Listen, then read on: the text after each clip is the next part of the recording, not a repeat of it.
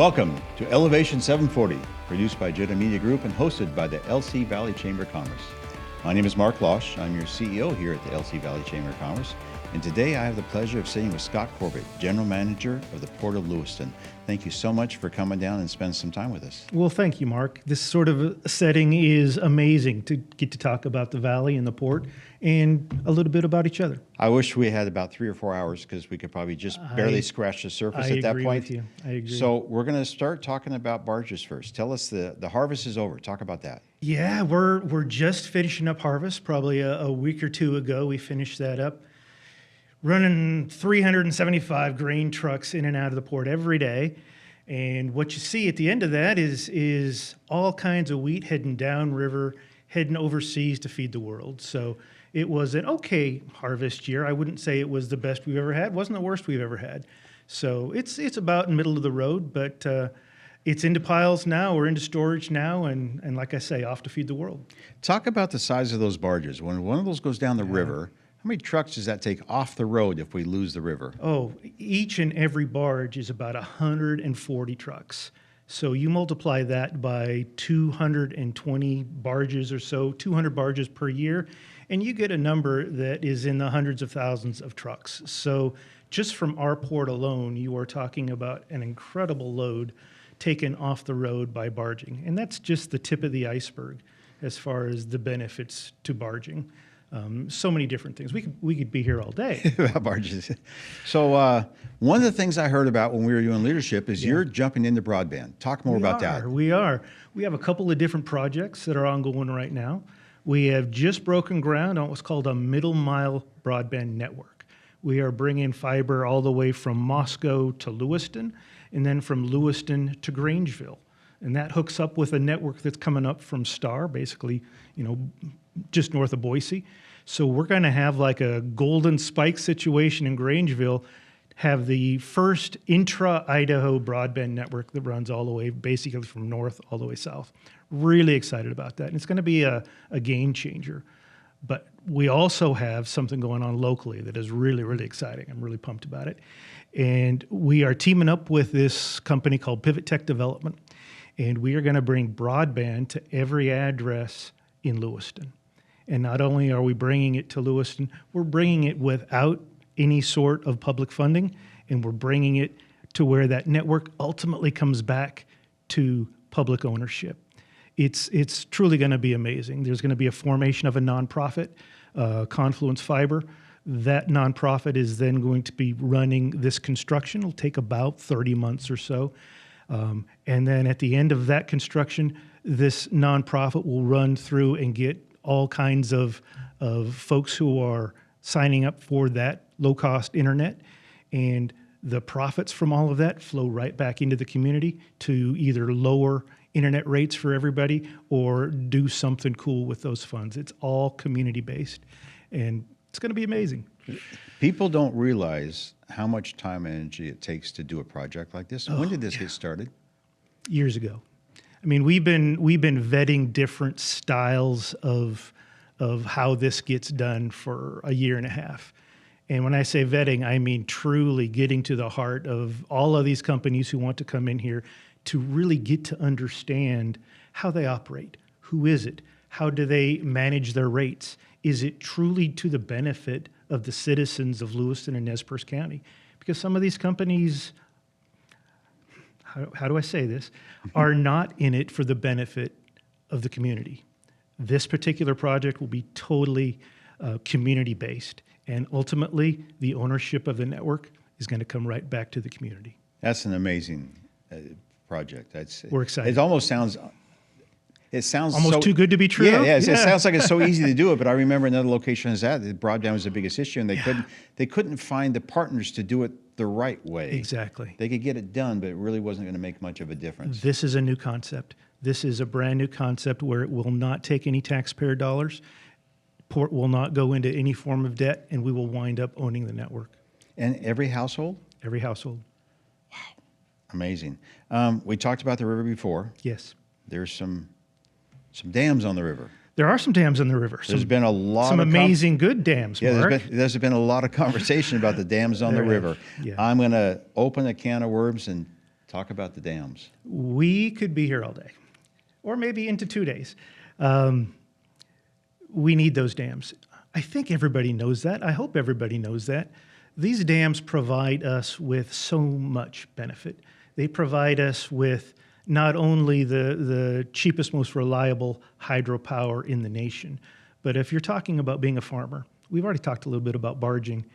The cost advantage that those farmers get from putting their products onto barges is roughly 50 cents to $1 per bushel. The price that those farmers are getting right now on their wheat is about $5 a bushel. So you're talking about 10% of that price that they would not be able to recoup. Does that make a difference? It does. My communications coordinator, Mary Iacobelli, did an amazing story with the Stouts, which are wheat farmers from up on the Palouse. And they ran through what losing those dams would mean to them.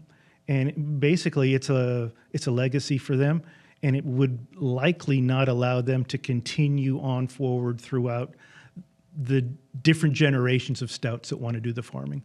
They're fairly large. They might survive. But it truly is a challenge for any of those farmers, especially the smaller ones, to absorb the cost that would come if we lose those dams. And this is, again, just the tip of the iceberg of everything, especially in Lewiston and Clarkston, where ground zero, that those dams provide for us. The amount of dollars spent in the valley by our ag community, ranchers, farmers. Yes. I've asked to get a number, and I haven't found one yet, but it's got to be astronomical, the amount of money that they spend in our region. So if the dams go away, the barges go away, the smaller and medium-sized farmers go away, and the money goes away. So this is economic lifeblood for the valley. I'm just going to be quiet and let the silence there answer that question, because it's a serious time. So on the other side of the coin on the river, Yeah. we have boats with people How about that? on the river. Talk about the different cruise ships that are coming in. We are really proud to have opened the river's newest cruise boat facility at the confluence.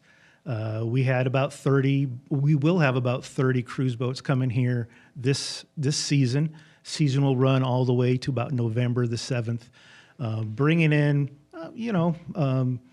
all told, probably 20,000 or so tourists when we combine that with the Port of Clarkston this year, and indicate about 16 million of benefit or so when you start talking about the benefit the airport gets as well. Oh, that's right. By bringing those folks here. It's an amazing opportunity for us. And then you also, not just the airport, then you have all the ancillary businesses that support those folks. That's right. I'm down on the river, and I see the boats going up the river for the jet boats. Yep. They're taking them out. Jet boats up to Hell's Canyon. You have helicopter rides. You have winery tours. You have the buses that take those folks down through the downtown areas. There is so much potential there for our tourism dollars. Tourism, brand new book of business for our port, and we're just sort of feeling our way and learning what it's all about. I hope we're doing it right. I think we are. One of the boats, the American West, just gave us a life ring from all of the crew. Everybody had signed it and said thanks for an amazing 2025 season, and they're telling us we're doing it right. There's some other things that are happening in the port outside of barges and outside of cruise ships on the dirt. Talk about what's happening down there with that, because you spoke a little bit about that when we were at leadership. Right. We have a book of business called property development, and it is making sure that we are getting our properties in a position where we can offer it up to a company, an entity that wants to move here. Business attraction is a big part of what we do. We recently sold a bit of property to Idaho Power, and they are building a facility that they're going to have all of their research jet boats stored now in Idaho at port property that they just purchased. So you take a look at those opportunities and you really try to find the right ones that are going to make the biggest impact for the valley. You don't just accept any sort of offer. You take the offer that is going to move the needle. Entrepreneurship, Yes. lifeblood of every single community. Absolutely. You're dancing in that arena also. We are. I'm a big fan of entrepreneurship. you start taking a look at workforce development and how that is going to progress over the next 5, 10, 15 years. And you look at the shortage of workers that is coming just on the population curves alone, and you say, well, what's the true magic of workforce development at this point? And it could be entrepreneurship. We have a business incubator program at the port where you have different bays that starting up companies can come in, occupy at a very much reduced rate. You give them the first advantage that they need starting off and moving out of the garage and into someplace, a little Bigger bit more garage. special, a bigger garage. And we provide them that opportunity. Our newest entrepreneurs, there's 2 of them. One of them is called G&E Spa Essentials. Great lady named Jessie McLean. Shout out, Jessie. And she started up this company in her garage, and she's moved into a startup entrepreneur setting that we created basically for her. And now she has moved on into our main incubator, and the sky is just the limit. You just keep moving on, and when you grow too big for this, you find a spot out in town and a new entrepreneur moves right in. We've had truly some amazing success stories. There's Sequence Precision, the large arms maker, Precision Arms, started in our incubator, as did Clearwater Canyon Cellars. So, Wow. I was able to tour Sequence last week. 80 employees, 15 plus robots. The amount of technology that's happening up there started in a concept in a garage. It did. And that's where America builds its businesses And who knows? I mean, of course, the port will take full credit for all of their success. But who knows if they hadn't been in our incubator, if things wouldn't have aligned up well for them, that they could move on and have 80 employees and create such, make such an impact in our community. Are there some things the port's doing that's impacting the entire community off of your dirt in the community? Talk about the community in the port and how you're interacting. Well, anybody who knows me knows that I like leadership, and the ability to have some sort of impact and make some sort of an impact throughout the community is really important to me, and I think it's equally important to my amazing team, small but mighty team we are. One of the things that I'm partnering up with the Chamber on is the return of Leadership LC Valley. And I think your arrival has come just in time to try to make that program into what it can be. So let me turn the tables on you, Mark. You just heard about Leadership LC Valley and the return of that. What do you want to see in that program as the CEO of the Chamber? Leadership LC Valley, leadership as a whole, is the key to our next generation of leaders in this community. And I think we have the greatest opportunity. In fact, I know we have the greatest opportunity to build those leaders through leadership training, through community engagement, through learning more about the Valley, learning more about each other, and creating lifetime relationships. The key to have this is we have to have a program sponsor. Right. And we are blessed this year. St. Joseph Regional Medical Center has stepped up to be our sponsor. That's huge. For this year. That's great. I think that if we do a good enough job, maybe we can get them to do it next year. That's the key and the anchor. Now we can build off of that and get the right programs in place, the right days in place. Arts and History is coming up on the 10th. Yep. And really begin to develop a program that grows year after year. The key is this is Leadership 11. Next year, Leadership 11 is going to be setting the standard and the days and the classes and organizing for Leadership 12. Continuous Which improvement 12 is 13. every So year. that Yep. way, every single class gets the freshest view, not from old folks like us, but from folks that just went through it and say, if we tweak this a little bit, I think it'd be better. And that's what's exciting about leadership is it never, ever stops growing. With that program sponsorship from St. Joe's has the foundation. I mean, that's where the strength of the program comes when an organization as sturdy as St. Joe's comes in and says, we're going to support this, and we're going to be there for the residents of the Valley. That's and amazing. it also opens the door for other companies that, well, I better step up. St. Joseph stepped, I better step up. So it creates this, I want to be engaged, I want to be involved. Passion creates passion. Passion creates passion. Yeah, intentional movement. Absolutely. What is, I have some questions here I've asked. What maybe I didn't ask that you want to cover? What are some things that we need to talk about that I missed? Selfishly, I'll take this chance to say congratulations to one of our commissioners, Commissioner Jerry Clem, Okay. who will be retiring Okay. on January 31st of 2026. What that means to us is we need to find a new commissioner. So we have started the process of looking who might want to do this, who might be available, who has the passion and the vision to make the community a better place. And we'll be talking to these people, and at the end of the year, basically, the commission will choose a replacement for Commissioner Clem. And then that person will have the opportunity to run for the office next November. They'll fill out the remainder of Commissioner Clem's term. So we would love for community-minded folks who have an eye towards growth and an eye towards making everything better. Watch our website. Watch some newspaper advertisements that might be coming up, and please don't be shy. Express your interests in becoming the next port commissioner, and we'll reach out to you and set up some process. Sounds like whoever gets to step into that's going to be on a fast track for a great ride. There's so much going on. We're at the busiest time in our history for our port. We have so much going on. And fortunately, we have some resources to actually push forward with these projects as well. But it's an impactful time. There's some people watching today that may not know who you are even. Give us a little bit about your history, because you have a colorful history.